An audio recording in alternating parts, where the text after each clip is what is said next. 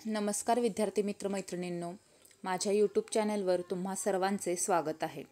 आपण आपल्या या चॅनलवर वेगवेगळ्या सरकारी नोकर भरतीविषयी आणि जाहिरातीविषयी व्हिडिओ अपलोड करणार आहोत.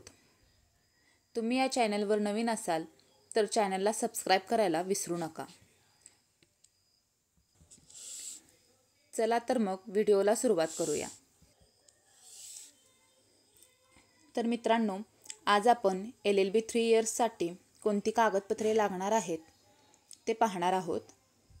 तर त्या अगोदर तुम्हाला सर्वांना तुमचे पर्सेंटाईल आलेच असतील. स्कोअर कार्ड सगळ्यांनी डाउनलोड केले असेल.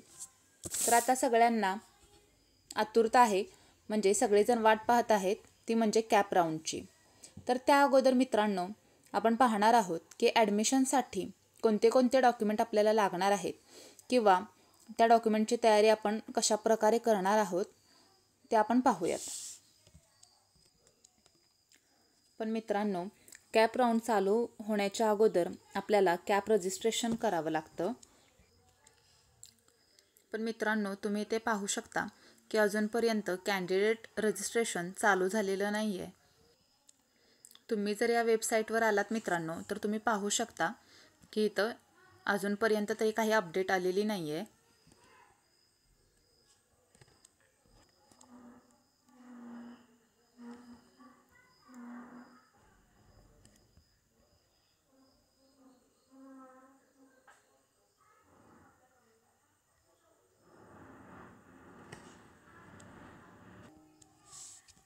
इथे पाहू शकता तुम्ही की सध्या तरी कॉलेजसाठीच लॉग इन हा ऑप्शन दिसत आहे. याच्या शेजारी जेव्हा कॅन्डिडेट रजिस्ट्रेशन असं ऑप्शन येईल तेव्हा तुम्ही इथे लॉग इन करू शकता. तर आता आपण मेन टॉपिककडे वळूयात. कोणकोणती कागदपत्रे लागणार आहेत ते आपण पाहूयात. तर मित्रांनो, तुम्ही पाहू शकता की इथं प्रवेशासाठी लागणारी कागदपत्रांची आम्ही लिस्ट तयार केलेली आहेत. त्यानुसार आपण एक एक कागदपत्र पाहूयात. तर इथं पहा, पहिला आहे 10वी मार्क लिस्ट व 10वी बोर्ड सर्टिफिकेट. दुसरा आहे 11वीचं मार्क लिस्ट. मित्रांनो, इथं पहा, 11वीचं मार्क लिस्ट खूप महत्त्वाचं आहे. ते ॲडमिशनसाठी लागणारच आहे. तर ते तुमच्याकडं नसेल तर तुम्ही अवेलेबल करून ठेवा. त्याच्यानंतर पुढं पाहूयात 12वीचे मार्क लिस्ट व 12वी बोर्ड सर्टिफिकेट. त्याच्यानंतर पदवीचे पहिल्या, दुसऱ्या व तिसऱ्या वर्षाचे मार्क लिस्ट लागणार आहे. या तिन्ही सेमिस्टरचे मार्क लिस्ट तुम्हाला ॲडमिशनसाठी लागणारच आहेत. ते खूप महत्त्वाचं आहे मित्रांनो. तसेच पुढे पहा, पदवीचे बोर्ड सर्टिफिकेट. पदव्युत्तर पदवी घेतली असेल तर दोन्ही वर्षाचे मार्क लिस्ट व बोर्ड सर्टिफिकेट लागणार आहे. पदवीनंतर जर आपला गॅप असेल, म्हणजे काही कारणास्तव गॅप पडला असेल, तर तो जेवढे वर्ष गॅप असेल त्याबाबतचं गॅप सर्टिफिकेट लागणार आहे. खुल्या प्रवर्गासाठी EWSचा दाखला लागणार आहे. SC कॅटेगरीसाठी जात प्रमाणपत्र व डोमासाईल लागणार आहे. ST व OBC कॅटेगरीसाठी जात प्रमाणपत्र व नॉन क्रिमिनल लागणार आहे. जे विद्यार्थी कास्टमधून असतील त्यांना जात वैधता प्रमाणपत्र कंपल्सरी आहे.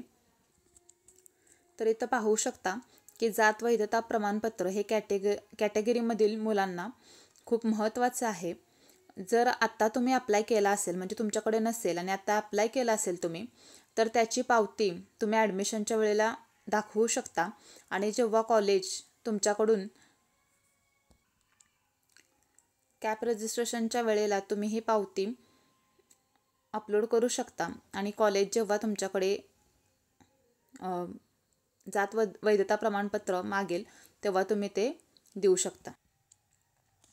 पुढचं आहे फोटो कमीत कमी आपल्याकडे 10 कॉपीज असाव्यात मित्रांनो. त्याच्यानंतर आधार कार्ड, पॅन कार्ड, लायसन यापैकी कोणतेही एक ओळखपत्र असावे. त्याच्यानंतर CET फॉर्म भरलेली कलर प्रिंट महत्त्वाची आहे. तुमचे CETचे स्कोअर कार्ड कलर प्रिंटमध्ये आवश्यक आहे. तर पहा, इथं वरील कागदपत्रांच्या प्रत्येकी 2 सेटमध्ये साक्षांकित प्रती म्हणजेच ट्रू कॉपी तयार ठेवा. तर अशा प्रकारे ही डॉक्युमेंटची लिस्ट आहे मित्रांनो. तर तुम्ही ही फोटो काढून घेऊ शकता आणि अशा प्रकारे सर्व तुमचे डॉक्युमेंटचा सेट करून ठेवा, कारण की कोणत्याही पुढील महिन्यामध्ये कॅप रजिस्ट्रेशन चालू होण्याची शक्यता आहे. तर अशा प्रकारे आपण कोणकोणते डॉक्युमेंट लागणार आहेत ते पाहिलेले आहेत. आणि पुढील काही याविषयीची अपडेट असेल तर ते आपल्या चॅनलवरती तुम्हाला आम्ही कळवूच. पण त्यासाठी तुम्ही आमच्या चॅनलला नक्की सबस्क्राईब करा, व्हिडिओला लाईक करा आणि जास्तीत जास्त शेअर करा, जेणेकरून ही माहिती सर्व विद्यार्थ्यांपर्यंत जाईल. आणि बेल आयकॉनला क्लिक करा, म्हणजे सगळ्या व्हिडिओचे नोटिफिकेशन तुमच्यापर्यंत येतील. भेटूयात पुढच्या व्हिडिओमध्ये.